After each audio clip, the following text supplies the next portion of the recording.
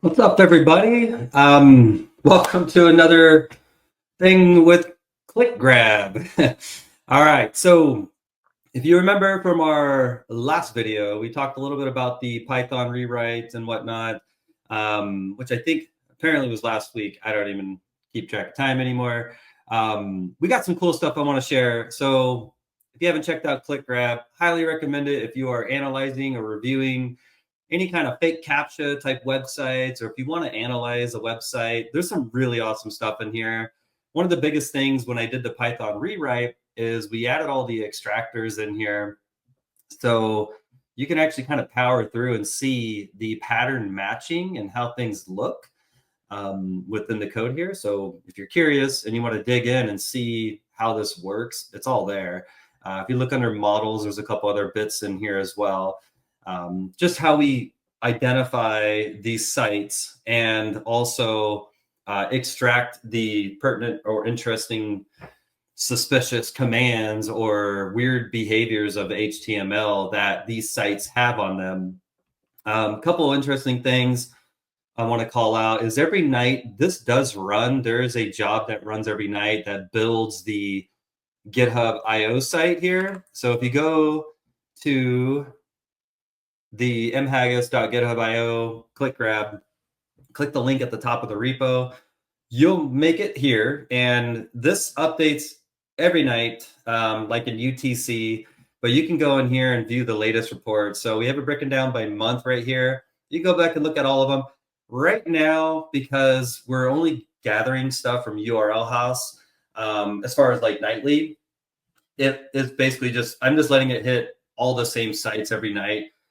You'll notice it kind of changes, fluctuates, and this is all based on people submitting stuff to URLhaus.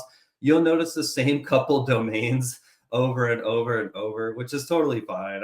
I'm not too like stricken or worried about it here. But today we're gonna dive in to barefoot Pilates. So we're gonna dig in. I saw this pop up on our nightly job here, and I was like, this looks interesting. There's no malicious code, but like, why is it here? And then I started looking at the HTML. This is the JSON artifact that gets extracted as well.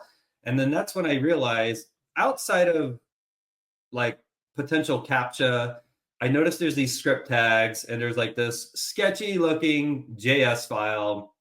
And so I was like, well, that looks interesting. So from there, what I ended up doing was, this looks very interesting. I ran it through the analyzer, which again, you can do this off of the Git site. You can find the link there. I'll post the link as well. So I ran it through there, and it had a low score. It actually didn't even come up as a high threat or any type of a threat, mainly because the way this site works is it will more or less profile your box, identify if you're, if you have an ad blocker enabled or if you have other things there, and more or less will forward you to the malicious JavaScript that's hosted there. So I was like, all right, what are we missing? Outside of like the JS stuff, there's some new things in here that I hadn't seen before, like parking page loaders and whatnot. So we'll talk about that. So after I modified the Streamlit site, which I'll push out and you'll be able to see all the new updates, you can see here, we do deobfuscate some of the base 64. That was already in the tool, which is really cool. But one of the biggest pieces, there was a base 64 blob in there that has this decoded information. So if you do raw HTML, you can see what this looks like. Again, there's some interesting things in here, right? So a little bit different than your usual. Just typical icon, that's not a big deal. So pretty standard, but this window.park within the script tag is what interested me. So this is the piece we decode right here. The idea is that it will redirect you to that malicious JavaScript file. So back up at the top here, there's a few things I added and modified to the tool. You can see the standard URL, there's no PowerShell commands, things like that. The site would typically come in as a pretty low type thing. But if you come down here, I extracted out I'm gonna bring that. So I extract out the JavaScript pieces here. Obviously, we want to know when there's like an embedded JavaScript or a JS file inside, like either it's base 64 or within a script tag. Maybe it's something within the functions, which we do pull out all the interesting functions and we'll parse all that out in other malicious sites. Here's that encoded data. And then here's these parking page loaders. So now, again, there is the base64 window park. You can see the ad block detection. You can see the hidden content, looking for, whatever it is, their pre-connect type, whatever it is. There's your external script, the fake icon and everything. So it doesn't do, if you remember our last video, it doesn't do anything with the, what was it last time? The base64, HTML stitching. It doesn't do HTML stitching. This one in particular, it embeds all this like tracking metadata into that single base64 blob, which is assigned to that window park. There's no slicing, no decoding logic. It just injects and it will load it. So it loads that randomized script, and basically the script will do everything else. So now I'm going to go ahead and open up that JavaScript and we'll take a peek. Okay. So I'm on my VM. I hit the Pilates site. I'm grabbing my JS file. We're looking at it here now. So it's obfuscated, modular. It's made to blend in, whatever, right? It's more or less going to fingerprint, has a bunch of redirect logic, ad management, whatever they're trying to do here. The biggest kind of like interesting thing is the right at the top is that IIFE wrapper.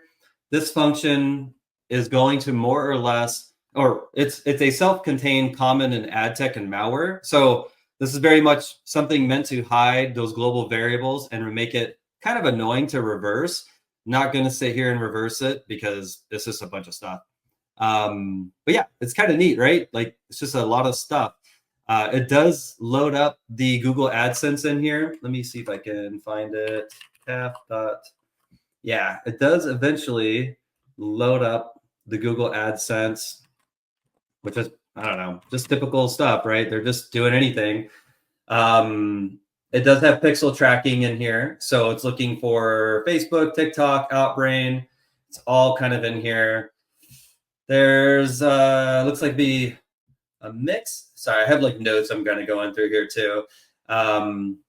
There's even a whole decision tree meant to kind of like be very zero-click driven. So based on the headers, cookies, time zone, frame state, resolution, this whole page is just kind of moving, right? So kind of interesting. It isn't just about ads. It's a landing page engine.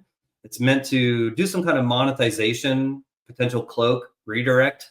But yeah, it's kind of sketchy, very just whatever, typical evil stuff, So yeah, let me go ahead and stop. Go ahead and bring this up. But yeah, thank you so much. I hope you have the ability to check out ClickGrab. It's a neat tool. I really dig it. I think it's one of the neater random things that are out there. But yeah, let me flip back to that so you can at least see it one last time. Here we go. All right, so last bit of ClickGrab. Check it out, mhaggis, GitHub, ClickGrab. And if you're digging into ClickFix or fake CAPTCHA stuff, this is your tool. Again, one of the cool things about that Python version is you're able to hit one-off URLs. You hit URLhaus. You can hit the Open Threat Exchange through AlienVault, things like that. So if you have any questions or feedback, feel free to ship it. I am all open to it.